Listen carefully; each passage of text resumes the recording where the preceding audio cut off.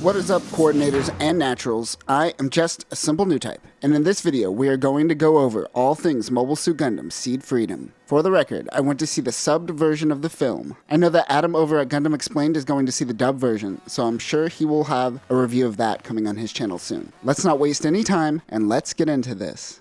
Cosmic Era 75. After the end of the Second Alliance Plant War, we saw the death of Durandal, and for the most part, the end to talks about the Destiny Plan. Even though Lord Jibril was killed, like the First War, it didn't seem to stop Blue Cosmos from oppressing naturals and the people of Earth. Most of you, I am pretty sure, have seen the release of the first 7 minutes, but we see Compass launch to help out against Blue Cosmos remnants attack in the outskirts of the Republic of Africa. Orbiting Earth is the Millennium. The LHM BB-037 Millennium is the successor to the Minerva. It is designed by Zaft and is Compass's flagship. The Minerva's whole gimmick was having a dedicated catapult for Impulse Gundam and the Wizard packs. It instead has 2 catapults on the side. It uses positronic interference to get out of Earth orbit. Remember, when you fire a positron cannon, it vaporizes the atmosphere and allows one to attain great speeds without breaking up. It is the positron cannon equivalent of drafting a car. It is equipped with a more powerful 10-Hauser positron cannon, 3 Tristan twin beam cannons, and 40mm CIWSs. It also has a heat ram Gotten, which we will see used at the end of this movie. Remember the ablative gel that was used on the Archangel and Gundam Seed to enter Earth atmosphere? It seems they were able to advance that technology to deflect beam attacks. Its final weapon is the 2-barrel guided cannon Corwinal. This is essentially 2 mobile armor-sized wired gun barrels, which is really cool visually, but the more you think about it, you start to realize how these should be used instead of mobile suits. A bunch of pilots are about to be out of a job in a year or two. The captain of the Millennium is Alex Konoe, played by Hochu Otsuka,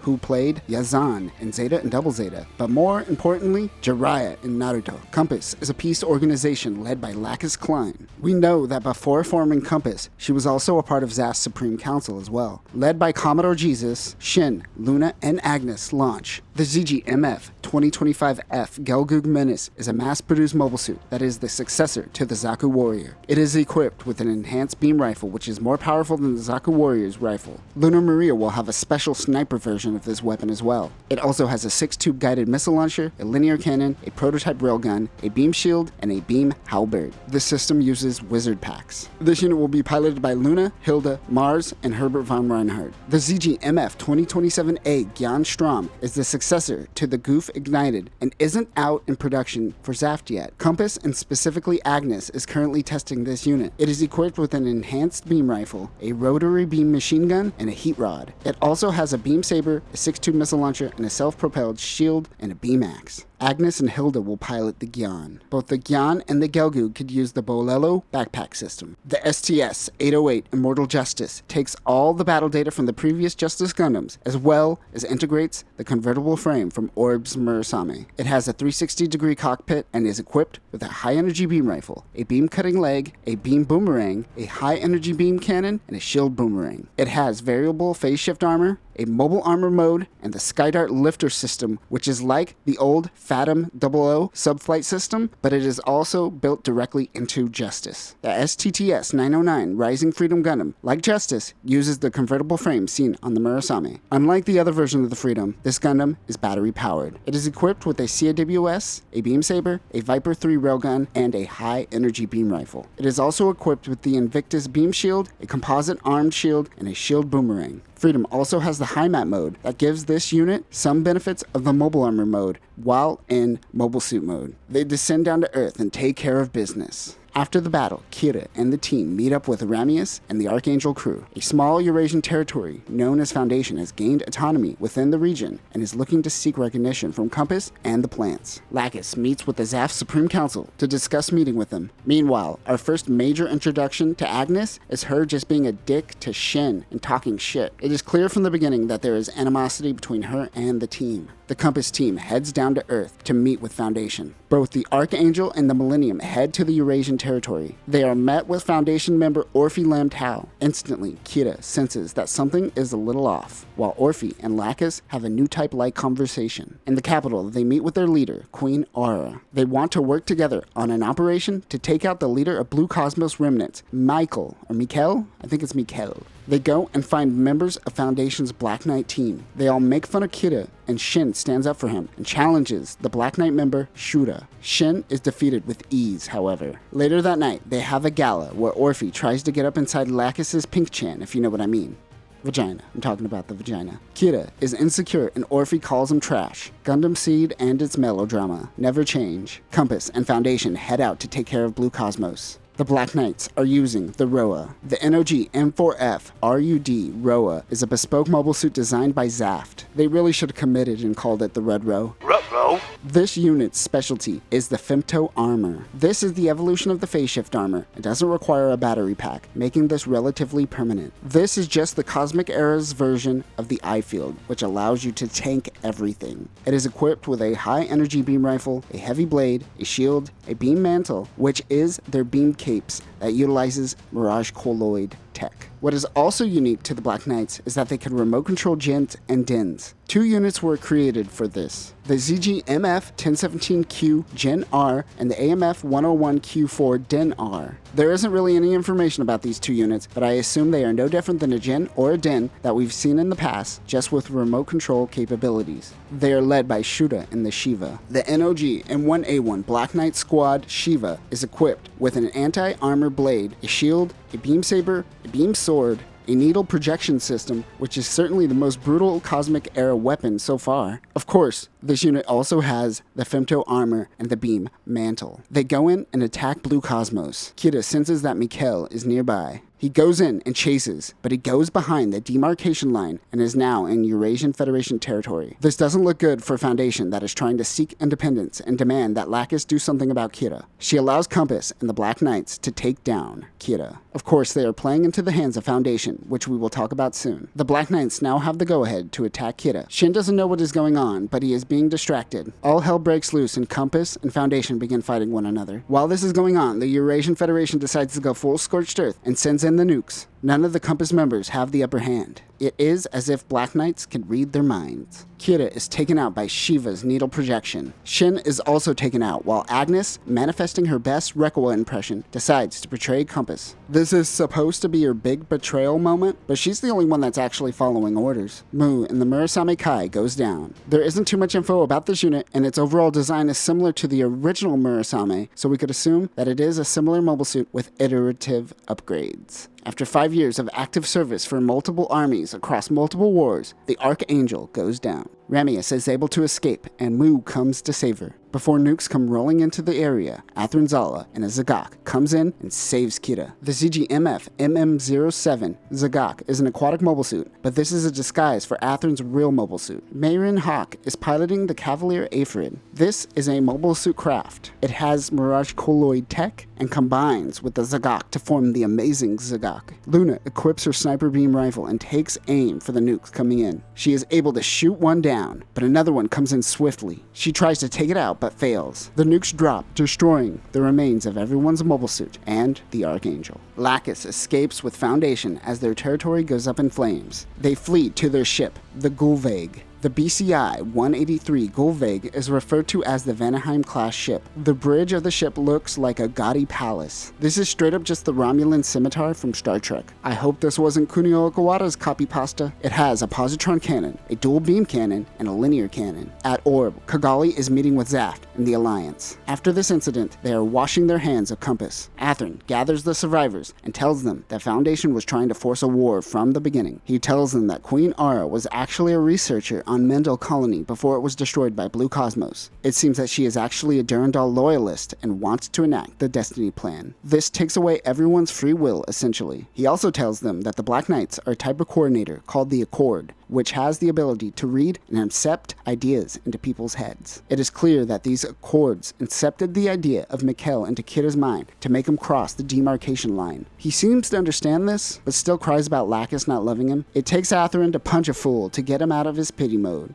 Also, this is all Atherin does story-wise. Sure, he is in the final battle, but this is his only real purpose in this movie, to punch Kira. and I'm all for it. The remaining Compass members go to Orb and steal their SPECT mobile suits. They also go to steal the Millennium, but Kanui was totally expecting this. He allows Ramius to be the captain since she has more experience being a pirate. Back with Foundation, we learn that Queen Aura was actually a part of either the same or similar Ultimate Coordinator program that Kira was a part of. She tells Lacus that she is an Ultimate Coordinator and Aura was a creator as a researcher. Foundation also seems to have rebuilt Requiem. Like Athrun said, they declare war on everyone. They fire Requiem over Russia, vaporizing many civilians.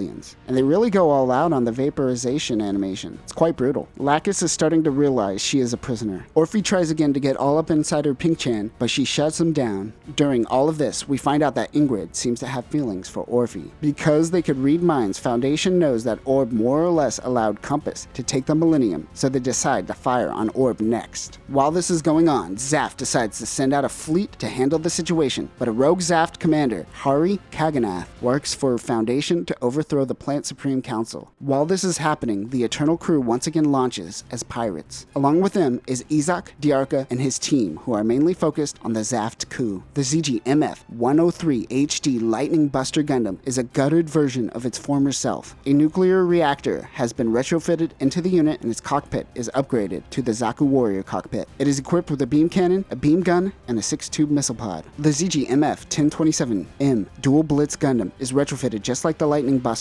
It is equipped with a CAWS, a beam saber, and a piercer lock Gelpner, which is a grappling claw. It is also equipped with a railgun, a lancer dart, a 57mm beam rifle, and a grenade launcher. Both of these units can now equip the meteor units, making them on the level of a battleship. They go and handle the rogue Zaft commander. The Millennium crew launches its new mobile suits. The ZG-MF-56E2 Alpha Force Impulse Spec 2 is the upgraded Force Impulse Gundam piloted by Luna Maria. It was modified by Etika Simmons of Morgenrot and no longer needs the Minerva catapult and can launch fully transformed. The two new silhouette packs are the Sword Spec 2 and the Blast Spec 2. The Sword Impulse's phase shift armor turns red and the Blast Impulse has a gray-greenish color. The Blast Impulse uses the Kerberos high energy long-range beam cannon. This unit also has the Deuterian energy transfer system. The ZG-MFA-42S2 Destiny Gundam Spec 2 is piloted by Shin and has a more powerful phase shift armor. This beast of a unit has both Armure Lumiere and Mirage Colloid tech.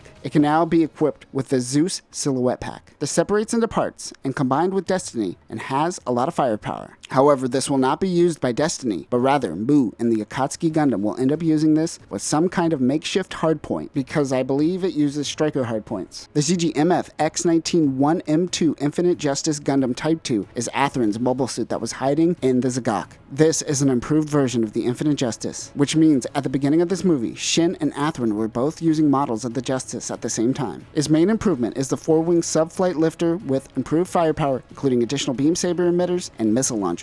The ZG-MFA-262 Beam Strike Freedom Gundam Type 2 is still a beast of a mobile suit with variable phase shift armor, an in-jammer canceller, a hyper Deuterian engine, Voiture Lumiere, and full burst mode. Its Dragoon system will be replaced to make this unit even more powerful. This is just a quick overview of these units. I'm sure we'll return to these again one day. Foundation has taken over Artemis, which we've seen in Seed and Astray. How did they get a hold of it? Shut up. Everyone engages in battle, with the exception of Mei Lin, who is in the Amazing Zagak. She uses Mirage Colloid tech to sneak through the Umbrella of Artemis, just like Blitz Gundam did in the original Seed. Ingrid is similar to Agnes in that she is confused as to why Orphe is in love with Lacus and not her. Kida and her team burst in while she holds Lacus captive. Lacus tells her about the power of love, and she lets Lacus go. They are able to escape with her. Earlier in the movie, we saw Kida and Albert Heinlein talk about something they are working on. Lacus wants to retrieve the secret project and get it to Kida on the battlefield. But first, she must broadcast a message to the entire Earth sphere regarding Foundation and their true intentions. Orphe slaps Ingrid and the two launch, and the Calrea. The NOG M2D1E Calrea is inspired by the Strike Freedom and shares many features with the mobile suit. This also uses the Femto armor and the Ziggurat, which is the new Dragoon system. Remember, Dragoon systems are essentially Cosmic Air's version of funnels. It has a beam saber, along with a real sword, which is the unit's main weapon. It also utilizes Wings of Light, which means it has a Voiture Lumiere system. He goes in to attack Kida. Luna Maria is fighting Agnes, who is sad that no one loves her. Athrun fights Shura, and Hilda takes on Red Alard. But Shin, in a pretty good redemption fight, takes on Daniel, Lu, and Griffin in Roas. Shin uses the Mirage Colloid and Vulture Lumiere system to create shadow copies. The Black Knights try to read his mind, but they can't. Shin says, "Joke's on you, I don't think." He is able to take out all 3 units. Luna Maria takes out the Gyan Strom, but doesn't kill her.